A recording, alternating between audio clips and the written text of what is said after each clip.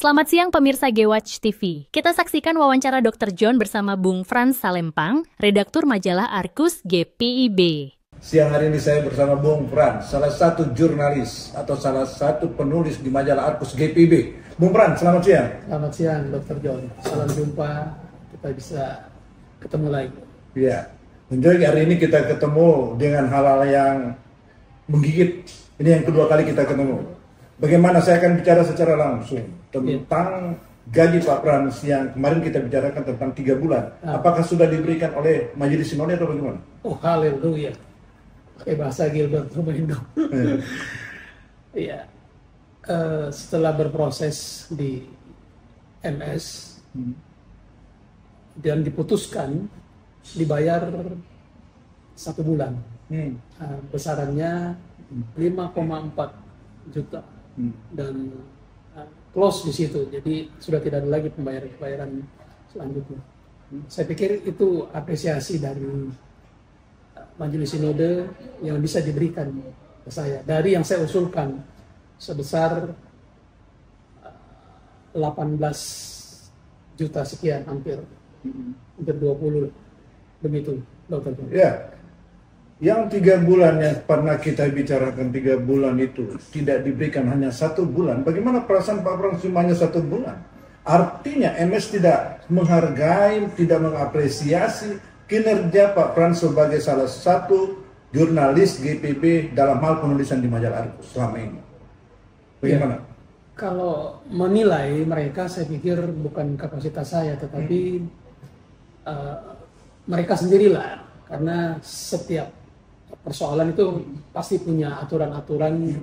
Ya, mungkin itu aturan mereka yang saya tidak tahu bagaimana mereka bisa menilai itu, dan mereka putuskan 5,4 ke saya. Saya pikir itu aja, Dokter John. Iya, 5,4 hanya 1 bulan.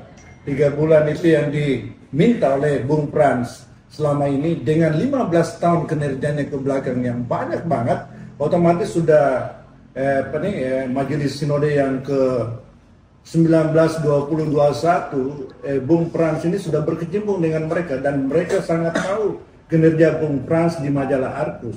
Begitukah apresiasi Majelis Sinode GPIB yang cuma memberikan 1 bulan terhadap Bung Frans? Iya, gimana sih ya? Secara kebutuhan sih, siapa sih nggak mau duit lebih besar kan lebih bagus. Siapa sih yang nggak mau disenangkan dengan nilai yang lebih tinggi dari yang diberikan ke saya sebesar 5,4 itu. Persoalannya sekarang kan saya tidak tahu mau startingnya dari mana lagi, ketika mereka sudah bilang ya seperti inilah hasil keputusan top management kita, ya kan. MS itu kan top management kita di tataran GPIB. Artinya keputusan itu ya mungkin menurut mereka itu inkrah gitu kan, dengan nilai yang mereka sebutkan dari 15 tahun saya bekerja dan diakhiri dengan 5,4. Ya saya nggak tahu mau bikin apa lagi. Serba salah juga, saya ributkan ini rumah saya sendiri, tidak diributkan ya si Malakama juga, karena apakah memang seperti itu gitu nilainya yang harus saya terima, begitu? Dokter John. Suatu lembaga yang besar yang sudah istilahnya di Indonesia 2/3 wilayah Indonesia GPIB itu ada, dan ini berita-berita lewat podcast imajiner yang sudah kami buat itu sudah istilahnya kemana-mana ya, sudah menggelora kemana-mana. Yang jadi persoalan, gaji seorang jurnalis majalah Arkus GPIB yang sudah 15 tahun kerja, yang tidak dianggap sedemikian rupa, yang cuma diminta gaji 5,4, lembaga besarnya tidak bisa kasih. 3 bulan ke belakang juga mereka tidak bisa memberikan. Kalau melihat dananya itu kan besar banget. Dananya sangat besar yang ada di GPIB. Seorang Frans yang gaji 5,4 aja tidak bisa dipenuhi dengan 18 juta, bagaimana Pak Frans ini? Ini dilema. Seperti Bapak bilang si Malakama, saya juga mikir kalau saya berada di posisi Bapak di sini saya akan bergelora juga, Pak. Karena ini tidak ada rasa kemanusiaan yang ada. Walaupun di satu sisi yang pernah kita bicarakan adalah tidak ada perjanjian kontrak kerja, tapi ada sisi kemanusiaan. Bagaimana? Ya. Gimana ya? Saya juga serba salah nih mau menjawabnya. Kalau bicara dari sisi kemanusiaan kan mereka juga punya hati nurani. Apalagi mereka ini kan orang-orang yang memang latar belakang yang bergerak di moral gitu kan. Ketika ada orang yang dalam tanda petik membutuhkan pertolongan, ya empati nurani kan harusnya dominan ke sana. Apalagi dengan pengabdian yang 15 tahun itu hanya dihargai seperti itu, ya saya mau bilang apa juga. Iya. Jadi ingat lagu, apakah saya mesti bertanya kepada rumput yang bergoyang gitu. Sementara saya punya orang-orang yang saya bisa andalkan di dalam gitu. Dari atas sampai bawah, dari 11 orang itu kan artinya orang-orang pilihan dari 360 jemaat kalau salah itu. 353. Iya. Dan saya kira mereka lah orang-orang yang bisa kita andalkan untuk mengambil keputusan yang formal untuk saya begitu. Tapi kan hasilnya seperti yang saya terima itu gitu. Ya, ada teman-teman juga bilang disyukuri aja, tetapi yang lain juga bilang waduh. Nah, kata waduh ini kan perlu dipertanyakan apakah memang seperti itu apresiasi untuk seorang Frans yang 15 tahun mengabdi untuk menerbitkan majalah Arkus dan dilanjutkan dengan media-media portal, bahkan beberapa YouTube juga bisa kita produksi sampai punya viewer yang tinggi begitu ya. Salah satu viewer dari YouTube saya itu sudah mencapai 60.000 viewer, artinya ada apresiasi lah dari pemirsa, penonton dengan adanya Arkus GPIB ini. Begitu. Iya, saya tertarik dengan pembicaraan Bapak ya tentang moral. Orang-orang yang di dalam itu bergerak di bidang moral. Toh, yang tahu istilahnya bagaimana merasa empati, simpati terhadap seseorang.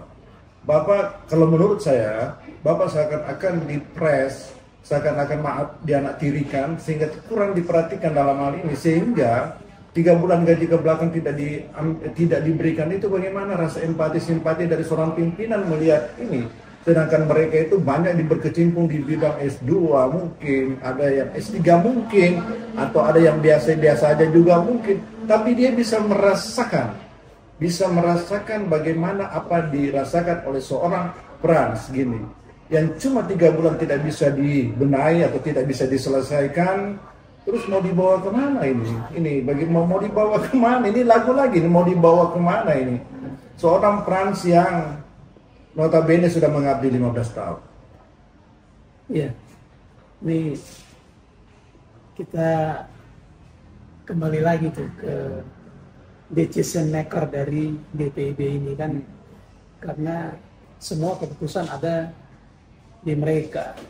Kalau cuman saya berteriak mengusulkan itu kan lebih kepada saya dalam arti menyuarakan, tetapi pengambil keputusan ada pada mereka ini, dari 11 orang yang ada di majelis sinode. Ya, apalah saya itu, Dr. John, ya kan, yang hanya sekedar writer kalau dalam bahasa penulis itu kan, jurnalis ya, karena memang habit saya itu di situ gitu. Jadi idealnya sih ya harusnya memang lebih dihargai, karena jurnalis itu profesi. Nah, profesi itu kan profesional yang memang berbeda dengan profesi-profesi yang lain. Ya. Dan kalau di tataran-tataran lain, di tempat lain, bayarnya gede untuk satu orang jurnalis. Ya. kalaupun saya terima dengan bayaran seperti itu, ya itu karena lebih kepada sifat pelayanan.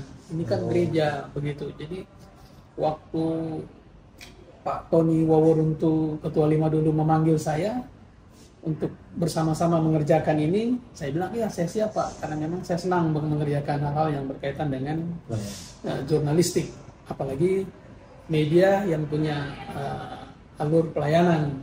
Saya putuskanlah untuk mengikuti tahun 2010 waktu itu, dan kami terbitkan dari 2011 sampai sekarang sudah terbit 32 edisi cetak, dan karena COVID kami close, dilanjutkan dengan portal dan YouTube. Jadi seperti itu, Dokter Jordi. Ya, bagus sekali sih, bagus sekali. Dilanjutkan dari itu, tapi yang jadi persoalan kan ini gaji. Seorang peran saja sudah bisa dibikin begitu, bagaimana yang lain? Gitu. Seorang yang peran saja bisa divasektomi atau dikebiri gajinya, bagaimana dengan yang lain? Gitu. Ini memang yang seperti Bung Frans katakan, decision maker yang mengambil semua ini. Apakah decision maker cuma satu orang atau memang semua 11 itu berkecimpung bersama-sama untuk tidak mau membayar gajinya Bapak?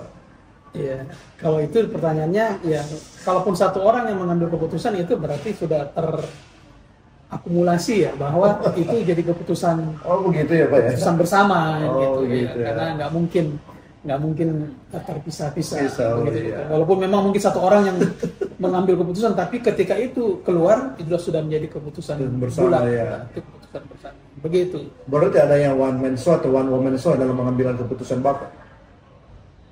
Wah, itu internal mereka itu, Dokter. internal mereka ya. Saya tidak tahu tuh kalau di internal mereka ada seperti itu. Jadi ini gawat kan seperti begini kan Pak. Ini Bapak dihianati sebenarnya. Oh, Yang jadi persoalan tadi Bapak bilang, Bung Frans bilang, waktu ketemu dengan Pak Tony, Bapak senang dengan pelayanan. Jangan sampai ini yang digarisbawahi MS sekarang ini, oh dia cuma mau pelayanan, tidak perlu dikasih gaji banyak-banyak. Karena kan dia berkecimpung di sini pelayanan kok. 3 bulan aja sudah saya dikasih, karena pada awal masuknya dia cuma mau pelayanan, media pelayanan. Jadi tidak perlu dengan materi. Mungkin pikirannya seperti itu, akhirnya dampaknya sekarang Pak, gara-gara Bapak bahasa pelayanan. iya. Ngeri juga sih kalau bahasa pelayanan itu tidak berarti tidak harus dibayar. Justru kalau itu pelayanan harusnya memang lebih besar lagi.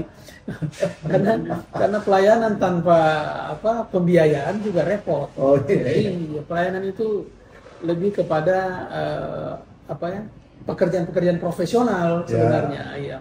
Karena tidak mungkin seorang pelaku dari pelayanan itu mau melakukan satu tugas dia tanpa ada biaya. Ya, dia dari rumah dia mesti naik motor, kan mesti ada bensin yang dia mesti beli. Jadi menganalogikan bahwa pelayanan tanpa biaya ya agak lucu juga sih.